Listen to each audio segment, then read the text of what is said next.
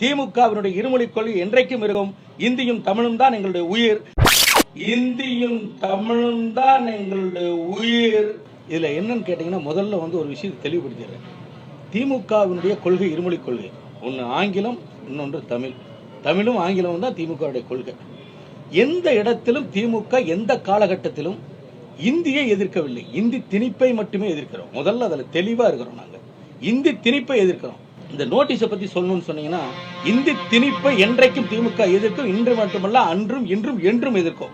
அதுல தெளிவா இருக்குது திமுக. கோத்தாரி குடும்பம் என்று சொன்னால் ஈரோட்டில் தெரியாதவங்களே இருக்காது. ஜவுளி சார்ந்து தொழில் செய்யறவங்களும் கோத்தாரி குடும்பம்னு தெரியாது இருக்காது.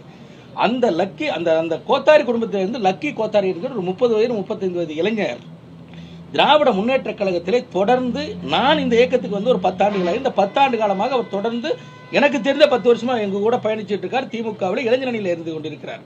கட்சியினுடைய உறுப்பினர்.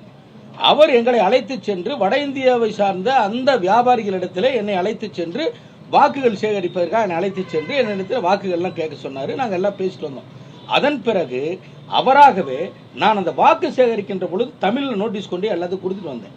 அப்பொழுது அங்கே அவருடைய சமுதாயம் சார்ந்தவர்கள் அவரிடத்தில், நீ அதாவது லக்கி கோத்தாரியை பொறுத்த வரைக்கும் இங்கே பிறந்தவர், இங்கே வளர்ந்தவர், இங்கே இருக்கின்ற பள்ளியிலே படித்து தமிழ், ஆங்கிலம், அவருக்கு இந்தி, அவருடைய சொந்த மொழியான மொழியும் அவருக்கு மிகவும் அத்துப்படி. அவரிடத்தில் சொல்கிறார்கள், அவர் சமுதாயம் சார்ந்தவர்கள் சொல்கிறார்கள், நீ தமிழிலே நோட்டீஸை போட்டுக்கொண்டு எங்கள்கிட்ட கொடுக்குற, எங்களுக்கு எதுவுமே படிக்க தெரியாது, நீ நம்ம மொழியில நீ கொடுத்தீங்கன்னா நான் படிப்பேன்னு அவர்கிட்ட கேட்டிருக்காங்க. அதற்காக அவர் எங்களிடத்திலே கூட சொல்லவில்லை. நான் எந்த நோட்டீஸை தமிழிலே கொண்டு போய் அவரிடத்திலே கொடுத்து வாக்கு கேட்டனோ அதே நோட்டீஸை ஹிந்தியிலே அச்சடித்து அங்கே இருக்கின்ற அந்த வட இந்தியா மக்களிடத்திலே அவர் தனிப்பட்ட முறையில் கொடுத்திருக்கிறார். இதுதான் விஷயமே ஒழிய இது ஒரு பெரிய சர்ச்சைக்குரிய விஷயமே கிடையாது. இன்னொன்றையும் இங்கே பதிவிடுகிறேன்.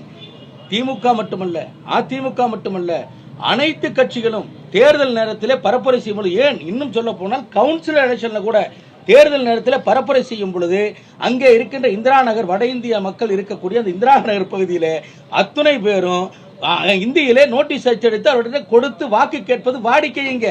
இது ஏதோ ஒரு புதுசா ஒரு விஷயத்தை கண்டுபிடிச்ச மாதிரி அந்த ஏதோ ஒரு அவங்க பேசுறாங்க, அல்லது அவர்கள் பைத்தியத்தை போல கத்திக் கொண்டிருக்கிறார் என்பதற்கெல்லாம் நாம விடை சொல்ல முடியாது. திமுகவினுடைய இருமொழி கொள்கை என்றைக்கும் இருக்கும். இந்தியும் தமிழும் தான் எங்களுடைய உயிர். அதற்கு அடுத்து தவறாக சொல்லிவிட்டேன்.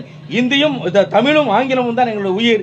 இந்தியிலே அவர் நோட்டீஸ் அச்சடித்து கொடுத்தது லக்கி கோத்தாருடைய தனிப்பட்ட விருப்பம். அவர் செய்திருக்கிறார். இந்த செய்தி வந்ததற்கு பிறகு அவர் அப்படி ஒரு நோட்டீஸ் அச்சடித்து கொடுத்தார் என்பது தெரியும். ஆனால் இதில் என்னை பொறுத்தவரையிலும் தனிப்பட்ட முறையிலே அவர் எனக்காக பிரச்சாரம் செய்திருக்கிறார். அதில் தவறில்லை என்று நான் கருதுகிறேன்.